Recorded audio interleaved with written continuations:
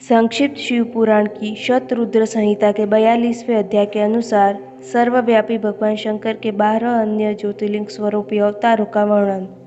सर्वप्रथम सौराष्ट्र में सोमनाथ ज्योतिर्लिंग, श्रीशैल में मल्लिकार्जुन, उज्जैन में महाकाल, ओमकार में अमरेश्वर, हिमालय पर केदारनाथ, डाकिनी में भीमाशंकर, काशी में विश्वनाथ, दारुकवन में नागेश्वर, सेतुबंध पर रामेश्वर और शिवालय में धुष्मेश्वर। ये 12 प्रकार के ज्योतिर्लिंगों के स्पर्श एवं दर्शन से मनुष्य सर्व प्रकार के आनंद प्राप्त करते हैं। भगवान शंकर के ज्योतिर्लिंग रूपी प्रथम अवतार सोमनाथ है, जो चंद्रमा के दुख का विनाशक है। उनका पूजन करने से क्षय और कुष्ठ आदि रोगों का नाश होता है। ये सोमेश्वर नाम का शिव अवतार सौराष्ट्र नामक पावन प्रदेश में स्थित है। पूर्व काल में चंद्रमा ने उनकी पूजा की थी। वहाँ संपूर्ण पापों का विनाश करने वाला एक चंद्रकुंड है, जिसमें स्नान करने से मनुष्य संपूर्ण रोगों से मुक्त हो जाता है। शंकर जी के मल्लिकार्जुन नामक दूसरा अवतार श्रीशैल पर हुआ। ये भक्तों को मनोवांछित फल देनार है।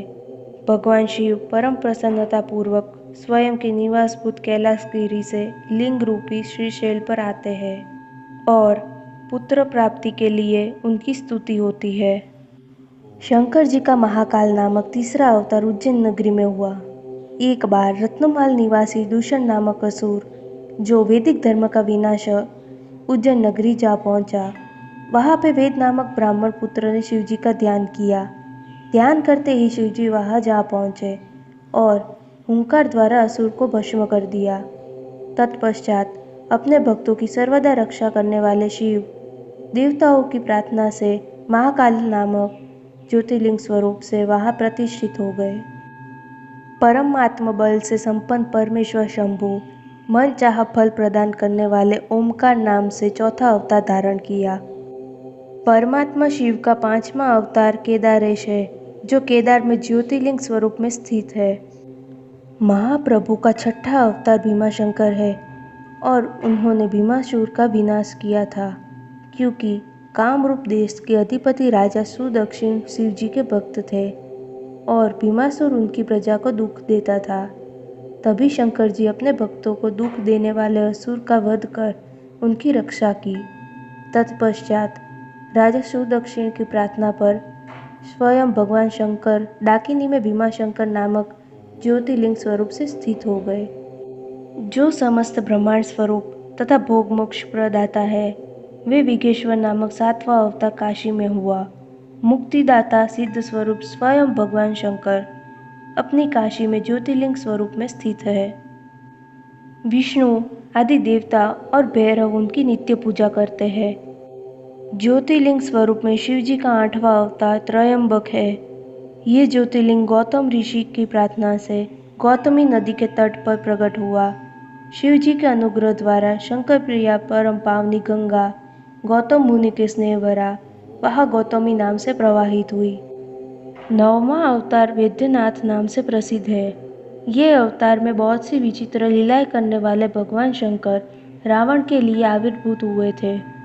जो लोग यह वैद्यनाथेश्वर शिव के महात्म्य को पढ़ते हैं या सुनते हैं, उन लोगों को भक्ति और मुक्ति अवश्य मिलती है। 10वां अवतार नागेश्वरा अवतार कहा जाता है। ये अवतार में शिवजी ने दारुक नामक राक्षस का वध किया था।